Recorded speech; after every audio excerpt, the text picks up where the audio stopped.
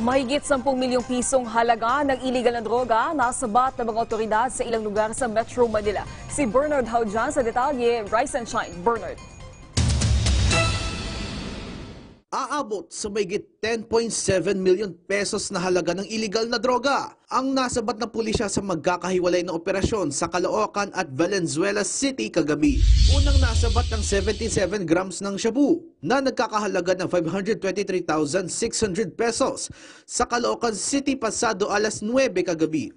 Arestado sa bypass ang supplier ng iligal na droga sa lugar na si Alan Raymond Fernandez alias Totoy. Napag-alaman na dati nang nahuli si Fernandez dahil sa iligal na droga. Sunod na nasamsam ang 1.5 kilos ng shabu na may street value na 10.2 million pesos sa Navotas City dakong alas 10:30 kagabi. Timbog sa operasyon ang dalawang high-value individual na sina Ernesto Francisco at Jeneline Mararak. Kakasuhan ng paglabag sa Comprehensive Dangerous Drugs Act ang mga nahuling suspect. Bernard Haujan para sa Bayan.